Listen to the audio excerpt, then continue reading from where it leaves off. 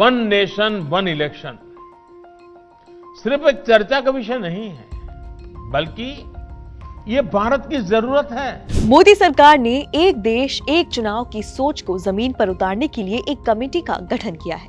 पूर्व राष्ट्रपति रामनाथ कोविंद को इस समिति का अध्यक्ष बनाया गया है। इससे पहले प्रधानमंत्री नरेंद्र मोदी ने संसद में एक देश एक चुनाव की पैरवी की थी। खुद राष्ट्रपति रहे रामनाथ कोविंद भी इसके पक्षधर रहे हैं। हम इस वीडियो में कई सवालों के जवाब तराशेंगे। पहले सवालों के बारे में जान लेते हैं। पहला सवाल ये कि क्या ये देश में पहली बार होगा या ये पहले भी हुआ है। दूसरा सवाल है कि इस सब को लेकर मतभेद क्यों है। और तीसरा सवाल है कि क्या चुनाव आयोग इसके लिए तैयार है।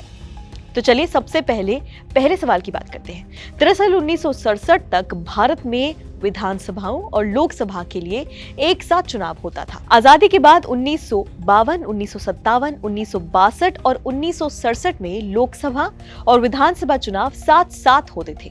लेकिन 1967 के बाद लोकसभा और विधानसभाएं अलग अलग समय पर भंग होती रहीं, जिसके कारण ये क्रम टूट गया। कुछ विधानसभाओं को 1968 और 1969 में और 1970 में लोकसभा को समय से पहले भंग कर दिया गया। एक दशक बाद 1983 में चुनाव आयोग ने एक साथ चुनाव कराने का प्रस्ताव रखा। हालांकि आयोग ने अपनी वार्षिक रिपोर्ट में कहा था कि तत्कालीन सरकार ने इसके खिलाफ फैसला किया था, यानी 1967 से पहले देश में एक साथ ही चुनाव होते थे। लेकिन तब के हालात और अब के हालात में बहुत अंतर है। तब परिस्थितियां कुछ और थी। जनसंख्या बढ़ गई है, अब सीटें बढ़ गई हैं, अब चुनौतियां भी बढ़ गई हैं। अब केंद्र और राज्यों में अब अलग अलग दल की सरकारें हैं।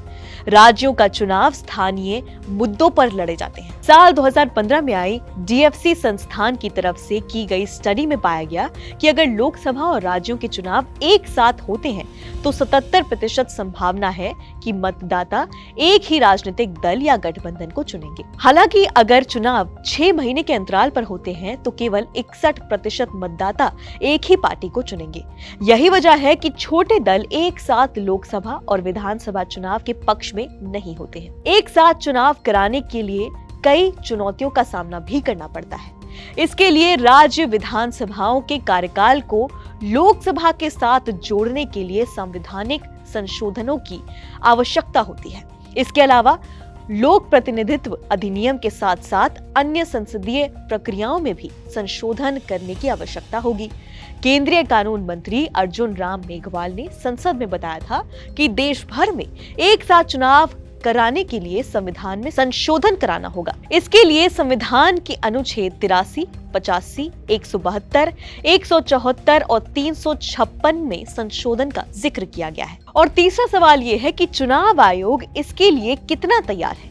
ये सवाल बेहद महत्वपूर्ण है क्योंकि लोकसभा के 543 सीट और 4123 विधानसभा सीटों पर चुनाव कराना बेहद पेचीदा काम है।